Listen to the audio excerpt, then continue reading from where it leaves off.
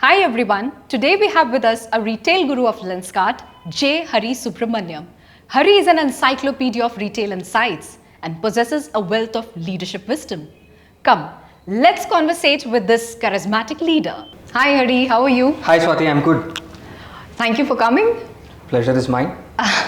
235 plus stores and a team of 1150 plus people. It's almost like overseeing the entire network of a couple of leading brands put together. How does it feel?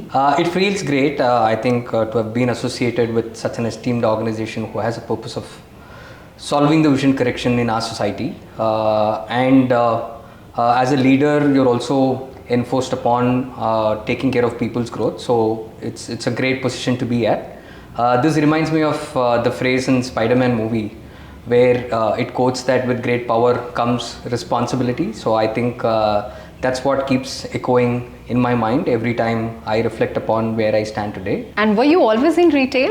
What's your story? When retail was sunrise industry way back in 2002, that's when I started my footsteps in retail. I joined the apparel retail setup.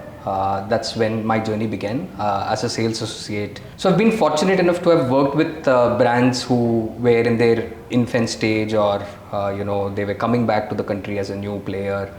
So that startup phase has always enabled me to string along the retail practices, how upgrades have happened. And the biggest journey of learning curve in retail has been during the COVID era, where a lot of people have changed modus operandi of how the retail functions. So I've been, I think, right place at the right point in time, which has nurtured me to bring me where I am today. So can you share some of the key experiences or maybe milestones which has shaped you into the leader you are today? The most important thing I would say is challenge the status quo of oneself, trying to go beyond what I can deliver, because I was not very conversant in Hindi, but I took up a sales job where I had to improve my ability to speak in the native language. And at the same point in time, what has honed me is to understand critical parts in a store operations. I think that is where it all began. First, understanding what it makes to build a relation with a customer, then what it means to understand the ecosystem. And I've been fortunate enough to have been blessed to work with certain visionaries, people-centric leaders, having a fantastic peer who were always upping their game. Staying along with them actually helped me to sail through a lot. And the most interesting learning curve out of all this is people management. I think there is no real formula for this. Being in a service industry which is by the people, for the people, kind of an industry, I think it goes along with sport as well. So I think it has helped me to nurture a better person.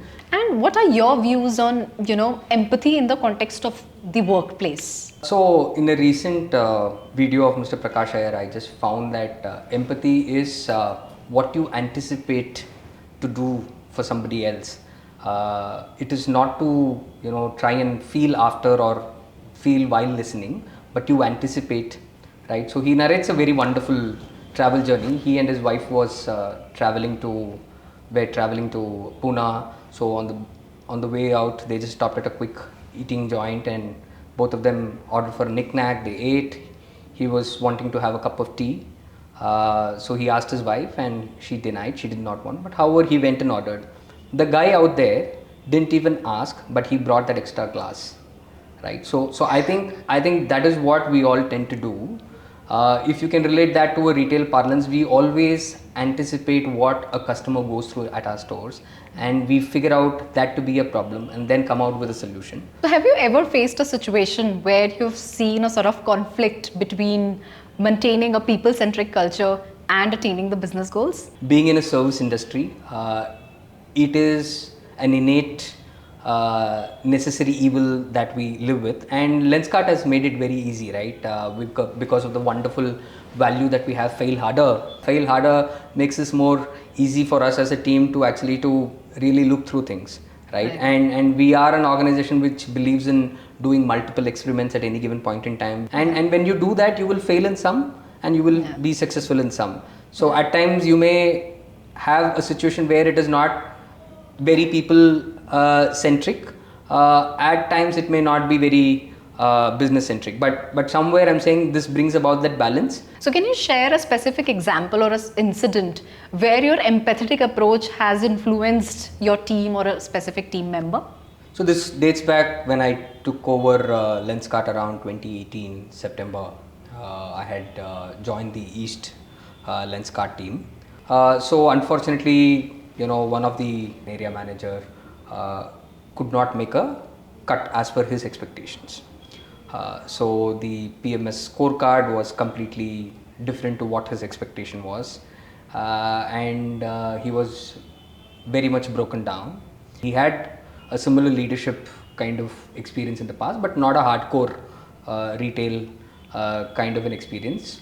But this was very different for him. So he felt that he had put his best foot forward. So all that at that point in time I had to do was to listen to him completely, right? The first thing I made sure that I have his undivided attention. The next thing is that we made a plan, right? I said that this is on me, right? You not succeeding is not your problem. It is my problem to solve. And unfortunately, things fell in place. He started to understand me better because the initial September to March we had our own rundowns with each other. But I think post this conversation, things started to settle down. He was a cricket enthusiast, so am I, so we got along well that way. So I think over there we could partner better. So whatever I wanted to convey, I could use those analogies or stories, right, to make him understand his true potential. And he was one of our top performers in the next years. As per you, what are some of the skills or qualities that can help someone to really excel in retail? So I think first thing is to surrender to the role. The next thing is to put goals for oneself, right? It could be time bound or it could be expertise ground. It could be both. Understand the ecosystem really well. If you are working in a store as a sales associate, do I just want to focus only on serving the customer or go beyond? And that is what will help us to grow in any field, any industry, right? The moment you start to think of going beyond your current scope of work is where your learning happens, where your exposure happens. Then you get to meet a lot of people, right? And those leaders will then start to think where they can fit you in. The third thing is to really enjoy. If you really feel that this is not what you want to do, it may sound very cliche. People say that don't do job which is not your passion. It will become transactional, but that holds very true, right? If anybody, any point in time, if Tendulkar was thinking that way, then I'm saying he would have not played for 25 years representing the country, right?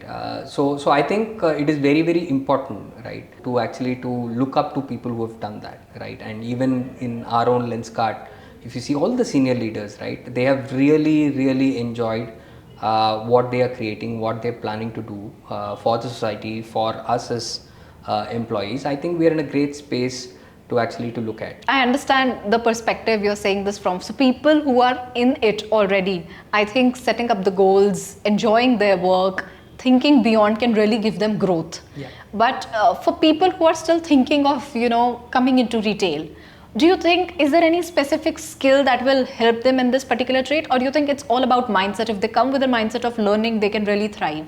So for anybody who wants to join the industry, anybody and everybody can join. So there is no preset qualification per se.